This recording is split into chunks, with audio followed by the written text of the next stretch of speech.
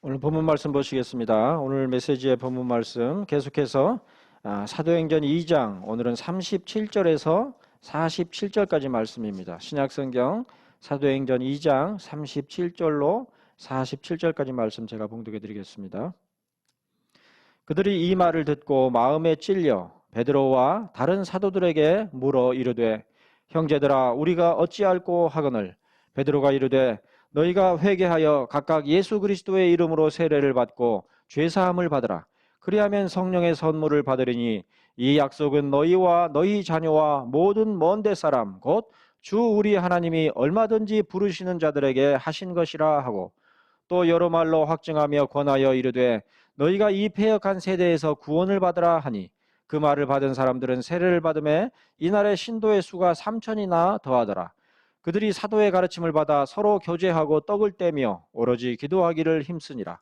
사람마다 두려워하는데 사도들로 말미암아 기사와 표적이 많이 나타나니 믿는 사람이 다 함께 있어 모든 물건을 서로 통용하고 또 재산과 소유를 팔아 각 사람의 필요를 따라 나눠주며 날마다 마음을 같이하여 성전에 모이기를 힘쓰고 집에서 떡을 떼며 기쁨과 순전한 마음으로 음식을 먹되 하나님을 찬미하며 온 백성에게 칭송을 받으니 주께서 구원받는 사람을 날마다 더하게 하시니라.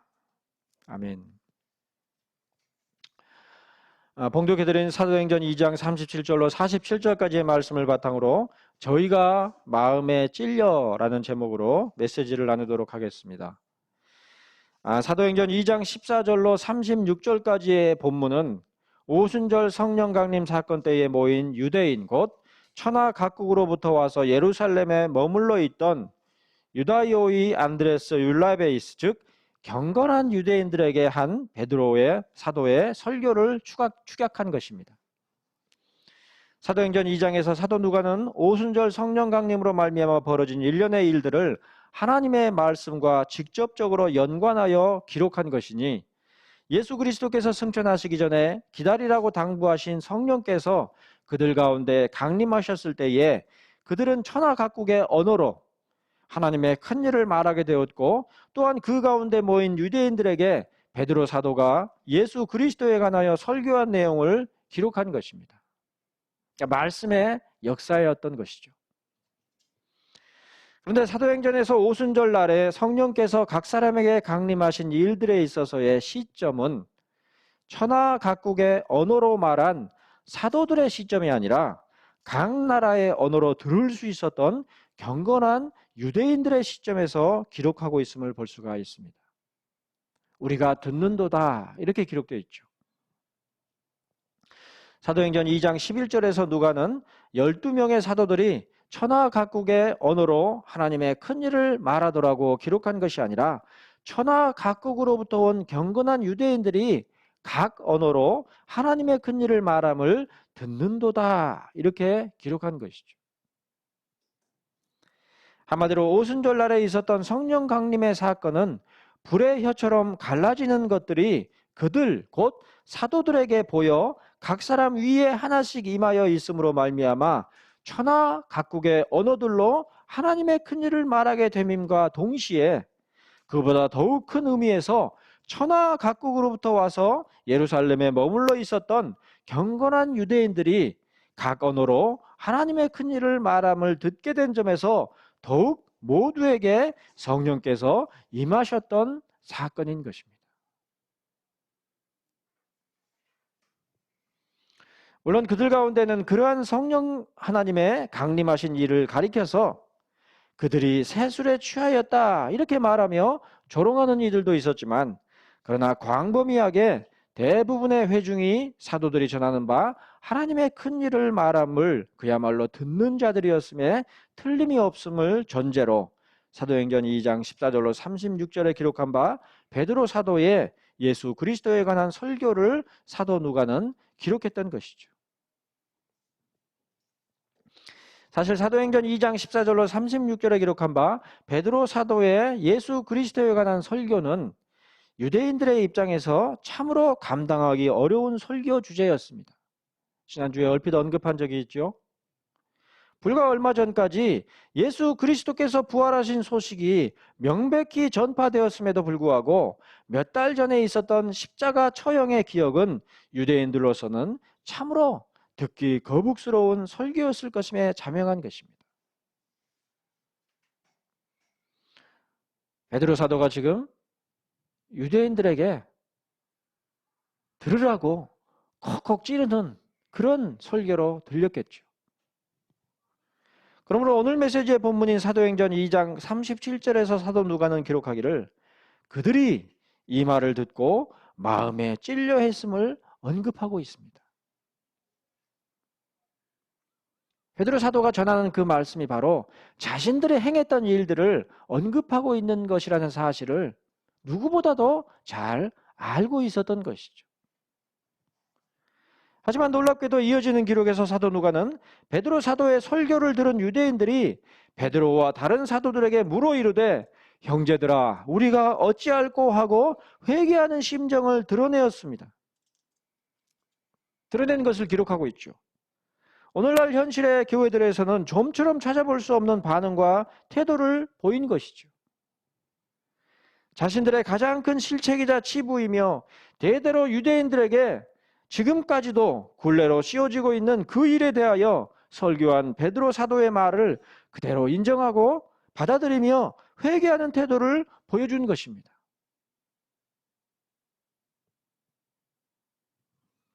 이러보건대 사도행전 2장 5절에서 언급하는 바 경건한 유대인들이라는 말의 의미는 말씀을 들으려는 자들로서의 경건임에 분명한 것입니다. 들을 귀 있는 자들이죠. 성령께서 마치 불의 혀처럼 갈라지는 것들로서 사도들 위에 임하셨을 뿐만 아니라 각각의 언어로 사도들이 전하는 바를 들은 자들 또한 그것이 하나님의 큰 일을 말함임을 알아듣고 그런 하나님의 말씀을 인정하며 순종할 수 있는 자들로 불러 모아졌던 것이죠. 놀라운 것은 이로 말미암아 사도적 교회인 초대교회가 세워졌다는 사실입니다.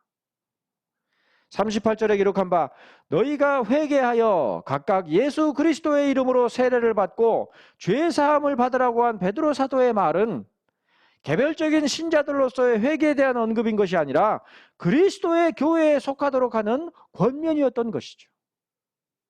그러므로 이어지는 39절로 42절의 말씀 가운데서 그러한 그리스도의 교회가 융성하게 됨을 사도 누가는 의도적으로 언급하여 기록한 것입니다.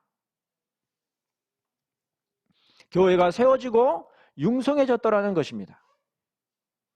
이처럼 사도행전에서 사도 누가는 교회에 관하여 성령 하나님의 역사하심을 바탕으로 하나님의 말씀을 들음 그리고 그 말씀을 인정하고 심령에 받아들여 회개함으로 이 패역한 세대에서 구원을 받게 되는 교회의 역사를 언급한 것입니다. 우리들은 종종 이날의 신도의 수가 3,000이나 더하더라고 한 41절 말씀에만 창념하여 간과하곤 하는 하나님의 말씀을 들음과 회개하여 구원에 이르는 역사에 대하여 사도 누가는 처음부터 분명하게 기록하여 강조하고 있음을 제대로 분별할 수 있어야만 하는 것이죠. 회개야말로 구원으로 향하는 첫걸음이니 바로 그러한 회개로부터 비로소 사도적인 그리스도의 교회가 시작된 것입니다.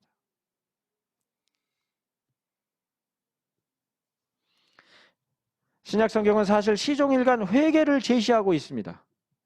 마태복음 3장 2절 말씀은 예수께서 그 사역을 시작하시기 이전에 사역한 세례 요한의 사역에 대하여서 회개하라 천국이 가까웠느니라 하였다 이렇게 기록했는데 사도 누가는 또한 누가복음 3장 2절에서 하나님의 말씀이 빈들에서 사가랴의 아들 요한에게 임한지라 이렇게 기록하면서 이어지는 3절에 이르기를 요한이 요단강 부근 각처에 와서 죄사함을 받게 하는 회개의 세례를 전파하니라 그랬죠. 또한 이후로 예수께서도 마태복음 4장 17절에 기록한 바 회개하라 천국이 가까이 왔느니라고 선포하시는 것으로서 공생애의 사역을 시작하셨습니다. 물론 회개는 단순히 도덕적으로나 윤리적으로 권면하는 수준의 반성을 의미하는 것이 결코 아니죠.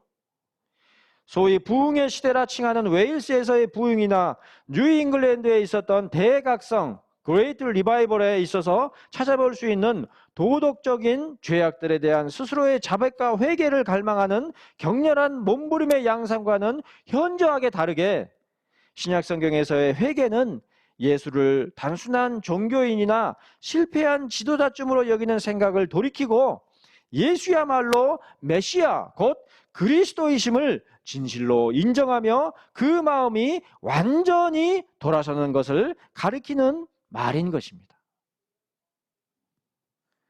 그러므로 회개는 단순히 우리들 자신의 의지와 결단으로 단행할 수 있는 것이 아니라 하나님의 택하심을 입은 자들을 향한 분명하고도 확실한 목적을 따라 역사하시는 성령님의 은혜로서 비로소 이루어지는 것인데, 일반적으로 성령님께서는 그러한 목적을 이루는 수단으로서 말씀의 사역, 곧 타락하여 부패한 인간의 본성과 의지를 따라서 살아가는 삶에서 돌이키고 오직 예수를 그리스도로 인정하며 받아들여서 그의 은혜로서만 살아가도록 요구하는 복음의 제시를 통해서 이루어집니다. 내 의지로 내가 이렇게 해서는 안 되지, 내가 올바르게 살아봐야지, 그러한 의지로 회개하게 되는 것이 아니라 하나님의 말씀을 듣고 그 말씀에 모든 심령이 무릎 꿇고 돌이켜서 성령님의 인도하심을 따라 끌려가는 그러한 방식으로 있는 것이 바로 참다운 회개인 것이죠. 오늘 메시지의 본문 37절에 기록한 바 형제들아 우리가 어찌할꼬 라는 고백과 태도는 바로 그처럼 이 땅에서 그리스도로 오신 예수조차도 부정하고 거부하던 아담의 후손으로서의 타락하고 부패한 본성을 버리고 마지막 아담이신 예수를 그리스도로 인정하고 받아들여서 오직 그로부터 제공되는 모든 은혜와 유익들을 따라서만 살아가고자 하는 근본적인 돌이킴을 향하는 첫 발걸음인 것이죠.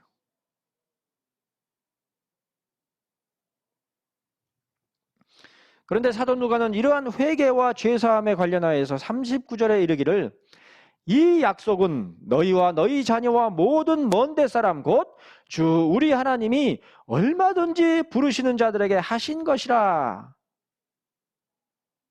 이렇게 베드로 사도가 말한 것을 언급하고 있습니다. 얼핏 사도 베드로가 회개를 조건으로 죄사함을 받을 수 있는 것을 말한 것이라 생각하기 쉽겠지만 오히려 사도 베드로는 그것이 너희와 너희 자녀와 모든 먼데 사람들을 얼마든지 불러내어 모을 수 있으신 하나님의 능력과 약속에 근거한 것임을 밝혀두고 있는 것이죠. 우리의 안목으로 분별할 수 있는 가까운 원인에 있어서는 회개로 말미암아 죄사함이 비로소 가능한 것으로 이해될 수 있겠지만 베드로 사도는 더욱 먼 원인에 근거하여 그러한 회개조차도 그의 하나님의 택하심에 따라서 얼마든지 부르시는 하나님의 소명에 따라 이루어지는 일련의 은혜의 서정임을 깨닫도록 말씀했던 것이죠.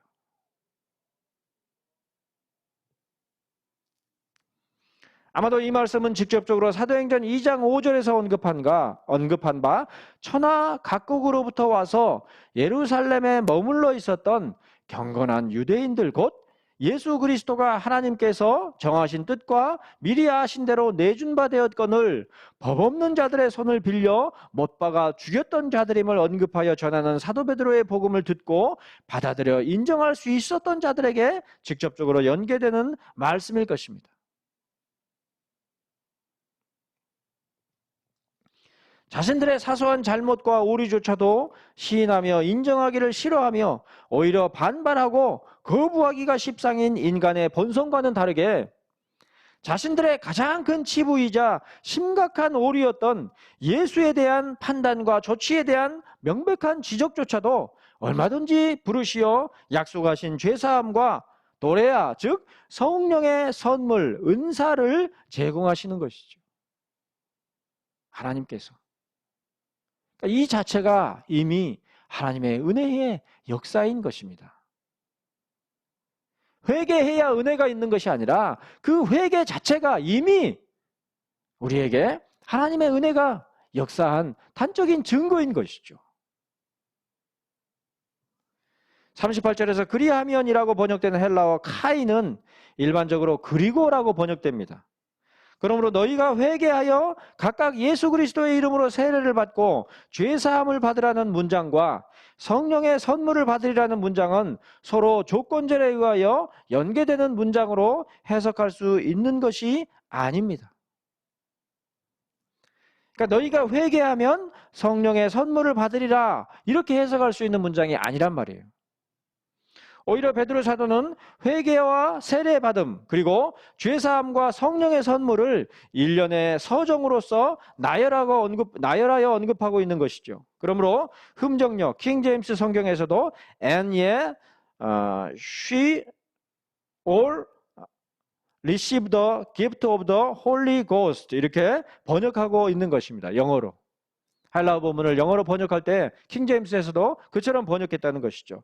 또한 이런 일련의 구원과 관련한 서정들이 순서적으로 나열된 것도 아닙니다. 즉 회개하고 예수 그리스도의 이름으로 세례를 받고 죄사함을 받아서 성령의 선물을 받게 되는 것으로 연속적으로 이해할 수 없는 것이죠.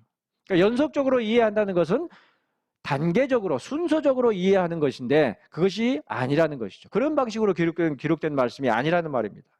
그러므로 사도 베드로는 회개와 죄사함 이후에 세례를 받게 되는 순서를 다소 뒤집어서, 그러니까 순서를 다소 무시하고 세례를 먼저 언급한 후에 죄사함을 또한 언급했던 것이죠. 아니, 상식적으로 죄사함이 없는데 어떻게 세례를 줄 수가 있어요, 그죠? 세례가 있고 그 다음에 그 세례의 바탕 가운데서 죄사함이 있는 것이잖아요. 근데 그러한 논리적인 순서를 무시하고 사도 베드로는 그렇게 기록하고 있다는 것이죠. 만일에 회개와 세례와 죄사함이 일련의 순서로서 연계되는 연속선상의 것이라고 한다면 회개는 세례 이후로 더 이상 필요치 않다고 생각할 수 있을 것입니다. 그러니까 세례를 단서로 해서 근거로 해서 죄사함이 있는 것이니까 이제 회개를 받았으면 죄사함이 있는 것이잖아요. 더 이상 회개할 이유가 없지 않은가, 이렇게 생각할 수 있다는 것이죠. 값없는 칭의를 주창했던 존 이튼과 연계되는 무율법주의의 경우에는 실제로 예수 그리스도를 믿는 믿음으로 세례받은 이후에는 더 이상 아무런 죄가 성립될 수 없다고 하는 방종의 신앙을 고스란히 전파했던 것이죠. 지금도 체육관에 모여서 전파하고 있잖아요. 그러나 회개는 예수 그리스도의 이름으로 세례를 받은 신자라 할지라도 일생을 두고서 행해야 하는 것입니다. 예수 믿고 나면 잘못을 범해도 회개할 필요가 없는 것이 아니라 더욱 회개해야 되는 것이죠. 그리스도인이 누군가의 몸에 위해를 가하거나 피해를 입혔다면 실정법상의 처벌을 받아야 마땅할 뿐만이 아니라 더욱 하나님 앞에서 진정한 회개를 수행해야 하는 것이죠. 법적인 처벌도 받고 회개도 해야 된단 말이에요. 그런데 오늘날에 보면 많은 경우 어떻게 생각합니까? 회개를 하면 법적인 처벌도 마치 받을 필요가 없는 것처럼 그렇게 여기죠. 그렇지 않습니다. 그런데 그리스도인들에게 있어 죄의 무게는 불신자들보다도 훨씬 무거운 것입니다. 심지어 형법상의 처벌을 받았다 할지라도 예수 그리스도를 의뢰하는 참된 회개가 없이는 용서와 사함의 자유를 결코 확신할 수가 없는 것이니 불신자들은 상상할 수조차 없는 죄에 대한 경계와 무게감을 지니는 것이 참된 믿음을 지닌 그리스도인들의 면면인 것이죠. 자동차를 몰고 가다 실수로 어떤 사람을 치었단 말이에요. 어떤 아이를 치었단 말이에요. 그것으로 말미암아 징역을 선고받고 징역을 살고 나와도 여전히 그 피해 유족들에게 몸둘 바를 모르는 것이 마땅한 그리스도인의 모습이죠.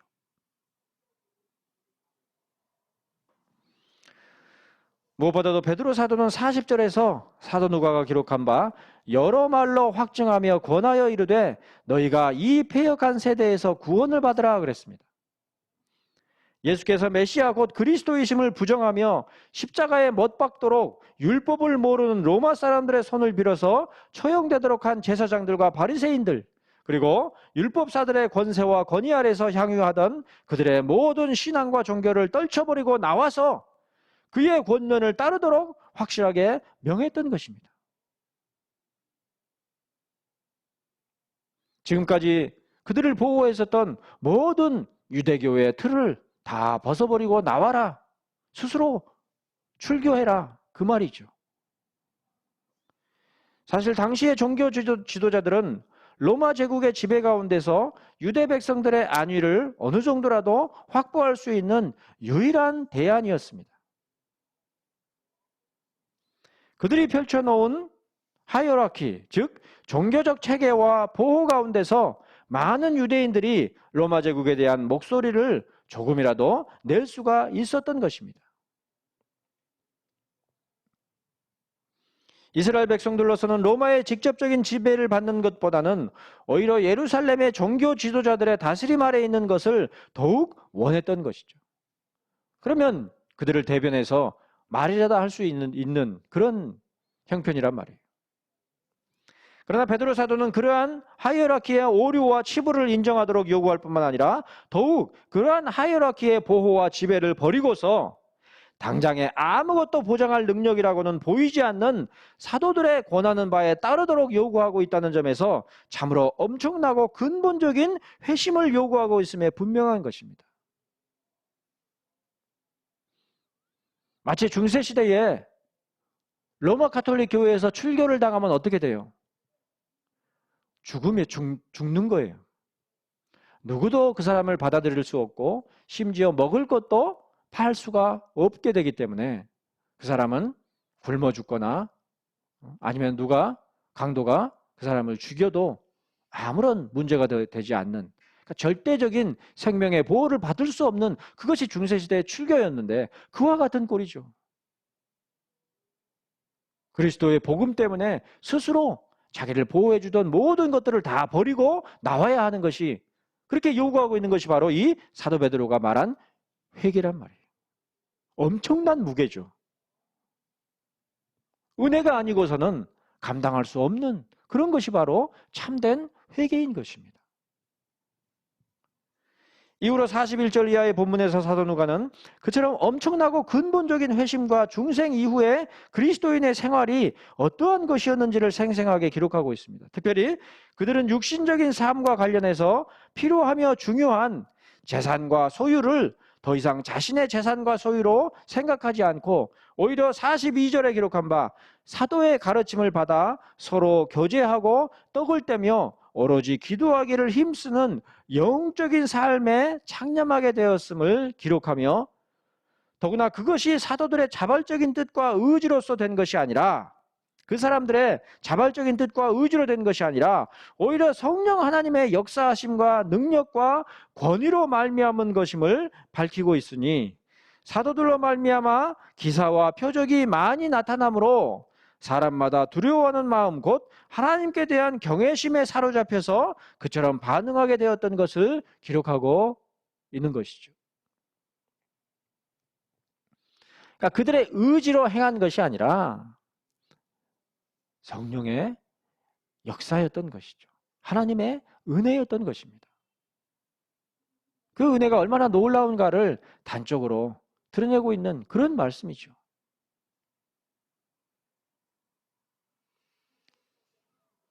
지금 우리에게 당장에 있는 모든 것들을 다 처분해서 가난한 자들에게 나눠주라. 그거 따라 할 사람이 누가 있겠어요?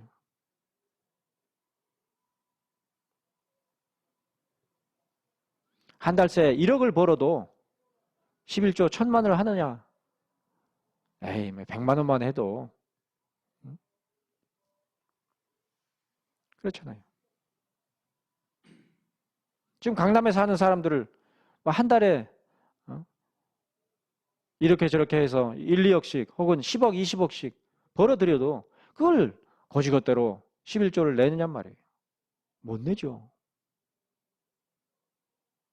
그런데 자기 가진 것을, 자기 재산과 소유를 자기 것이라고 하지 않고 그걸 다 팔아서 가난한 자들에게 나눠주고 서로 교제하고 떡을 떼며 오로지 기도하는 그러한 영적인 삶에 창념했던 것은 인간의 의지로 행할 수 있는 것이 아니라, 강압적으로 행할 수 있는 것이 아니라 성령의 은혜요 역사 외에는 그렇게 될 수 없는 것이죠.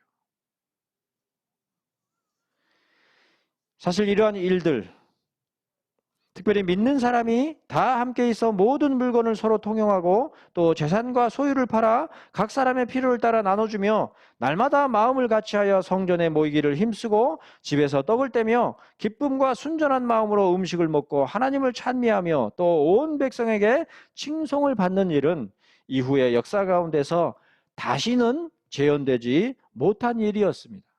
흉내는 내봤죠. 그래서 다 실패했죠. 소위 원시 공산사회의 이상을 억지로 추구했었던 제세례파의 대표적 인물 멜키어르 호프만의 종말론적 공동체의 경우와 같은 역사들이 지금도 이단들을 중심으로 하여 끊임없이 반복되고 있지만, 오히려 그런 공동체들은 온 백성에게 칭송을 받기는커녕 지탄을 받을 뿐 결코 하나님께 대한 경외함에 사로잡혀 반응한 것이 아님을 실제적으로 확인할 수가 있을 뿐인 것입니다. 지금도 이단 사이비 그런 단체들의 자기 소유를 내어놓고서는 주님께 후회하는 그런 사례들이 얼마나 많습니까? 그러한 사도들의 그러한 시도들은 사실 영적인 것을 육신적인 것으로서 해석하는 오류 가운데서 빚어진 일들일 뿐입니다. 사도행전 2장에서 그리스도인들이 주목해야 할 것은 이날에 사도의 수가 3,000이나 더하더라는 말씀이나 사도들로 말미암아 기사와 표적이 많이 나타났던 것이나 믿는 사람이 다 함께 있어 모든 물건을 서로 통용하고 또 재산과 소유를 팔아 각 사람의 필요를 따라 나눠주며 날마다 마음을 같이하여 성전에 모이기를 힘쓰고 집에서 떡을 떼며 기쁨과 순전한 마음으로 음식을 먹는 그러한 일에 있는 것이 아니라, 오히려 그러한 일들이 실현되었을지라도 그것에 창념하여 육신의 생각을 따르는 것이 아니라 영의 생각을 따라 생명과 평안에 이르르기를 힘써야 마땅한 것이죠.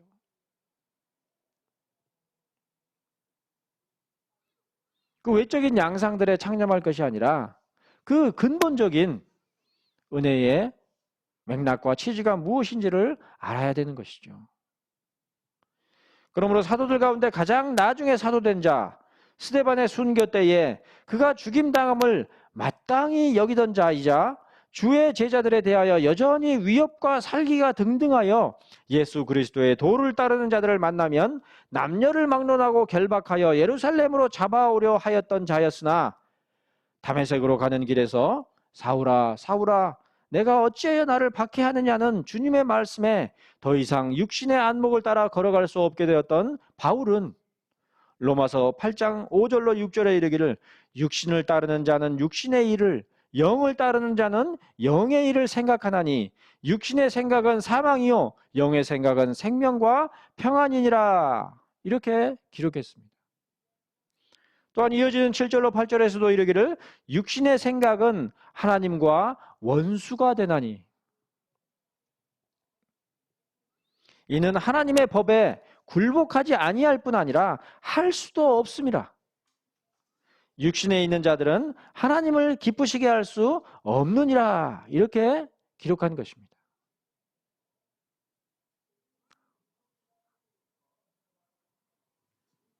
뿐만 아니라 요한일서 2장 15절로 16절에서 사도 요한은 이르기를 이 세상이나 세상에 있는 것들을 사랑하지 말라.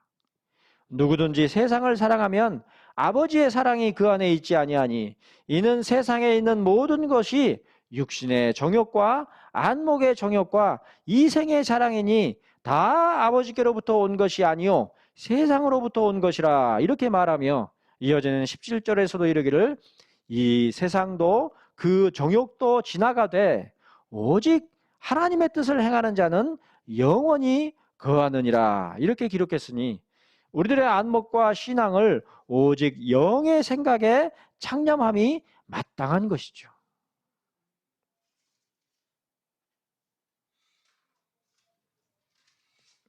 더욱이 영의 생각이라는 것은 우리의 본성 혹은 심령의 생각을 말하는 것이 아닙니다. 우리의 육신적인 생각을 말하는 것이 아니란 말이에요.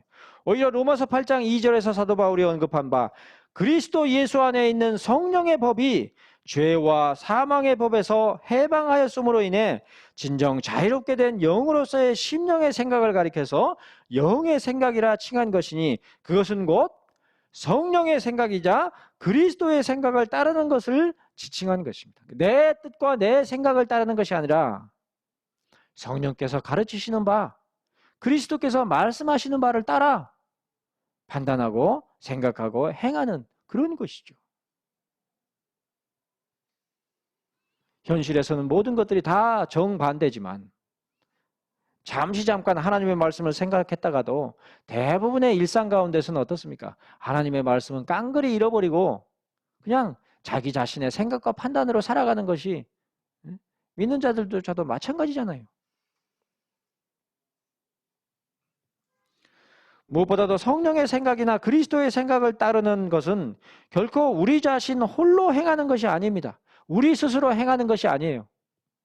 오히려 로마서 8장 26절에서 사도는 이르기를 이와 같이 성령도 우리의 연약함을 도우시나니 우리는 마땅히 기도할 바를 알지 못하나 오직 성령이 말할 수 없는 탄식으로 우리를 위하여 친히 간구하시느니라고 한 것에서 알 수가 있듯이 더욱이 27절에서 마음을 살피시는 이가 성령의 생각을 아시나니 이는 성령이 하나님의 뜻대로 성도를 위하여 친히 간구하시느니라고 하여 다메섹으로 가는 길에서 사울아 사울아 내가 어찌하여 나를 박해하느냐라는 주님의 말씀 앞에서 더 이상 육신의 안목을 따라 걸어갈 수 없게 되었던 바울 자신이 결코 홀로 걸어간 것이 아니며 오히려 말할 수 없는 탄식으로 간구하시는 예수 그리스도로 말미암아 파송된 성령께서 친히 함께 하셨던 것이 분명한 것이죠.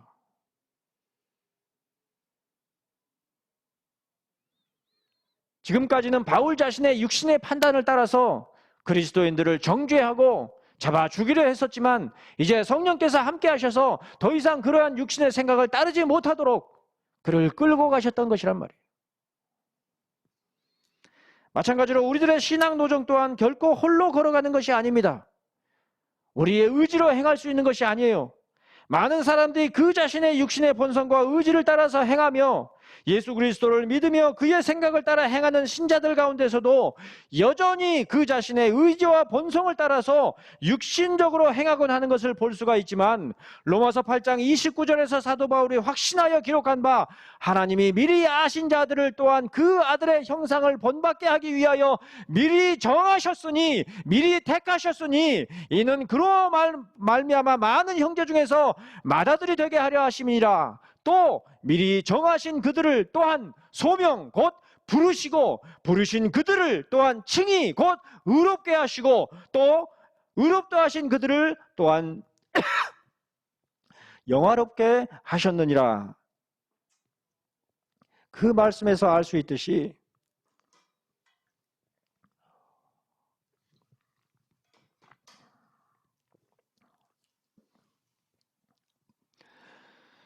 부르심에서 시작하여 영화에 이르는 오르도 살로티스 곧 모든 구원의 서정이 하나님의 미리 정하심과 그 주권적인 섭리 가운데서 전적으로 성취되는 것임을 우리들 또한 동일하게 확신할 수가 있는 것입니다.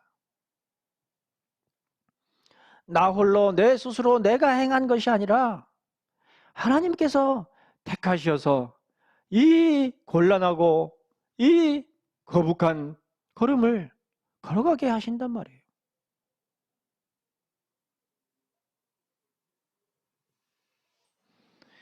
이러한 모든 신앙의 정황 가운데서 바라볼 때 그런즉 이스라엘 온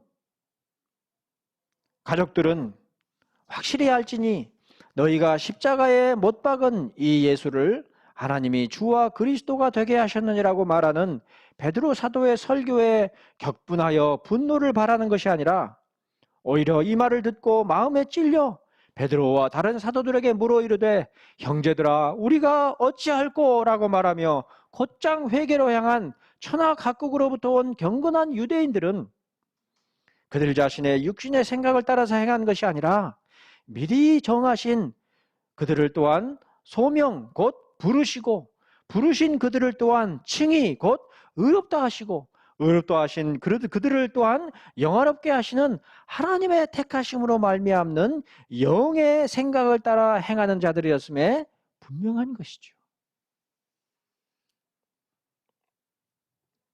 그런 것이 하나님의 주권이란 말이에요.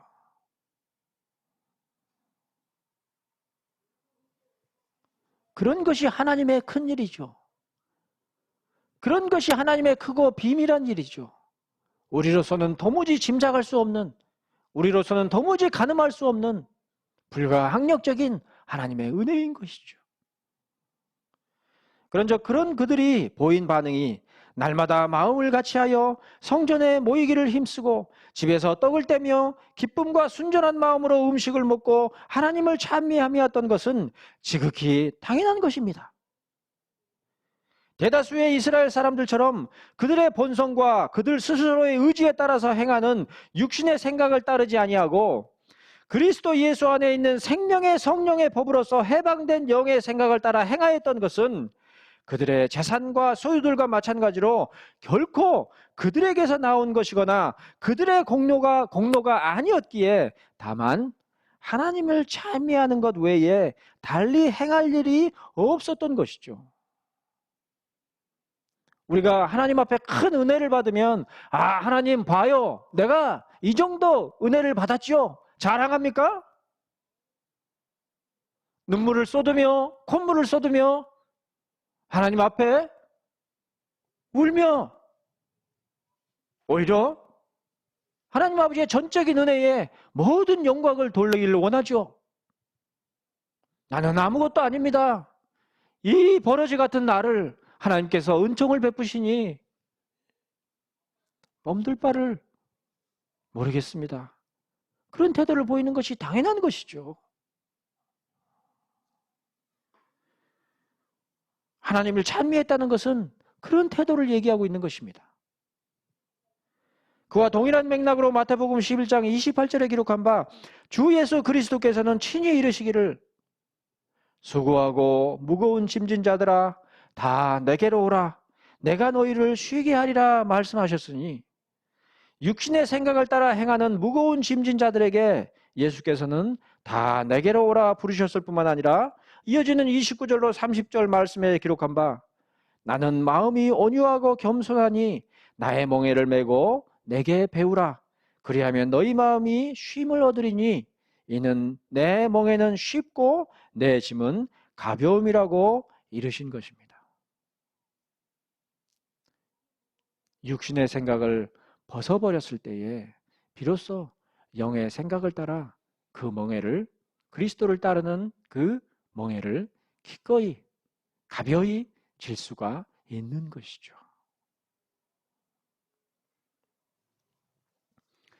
로마서 8장 36절에 기록된 바 비록 육신을 따라 행하는 자들로 말미암아 우리가 종일 주를 위하여 죽임을 당하되 도살당할 양같이 여김을 받았나이다 함과 같은 처지에 놓인다 할지라도 하나님 아버지의 말씀을 따라 살아가는 것이 이 땅 가운데서 그야말로 죽을 지경이죠. 그 누구도 인정하지 않고 다 거스르며 하나님 아버지의 말씀에 순종하며 살아가기 전에는 아무런 문제가 없던 것이 하나님 아버지의 말씀에 순종하며 살려고 하면 모든 것들이 다 나를 대적하고 그 누구도 나를 인정하지 않는 그 죽일 듯 달려드는 그런 형국에 직면하게 된다는 말입니다. 그러나 그럴지라도 이어지는 38절로 39절에서 사도가 확신하는 바 사망이나 생명이나 천사들이나 권세자들이나 현재일이나 장래일이나 능력이나 높음이나 깊음이나 다른 어떤 피조물이라도 우리를 우리 주 그리스도 예수 안에 있는 하나님의 사랑에서 끊을 수 없는 것을, 다만 날마다 마음을 같이하여 하나님을 찬미하는 그리스도의 교회로 모아지기를 힘쓰는 것을 우리 마음 가운데 추구하고 소망하시기를 바랍니다.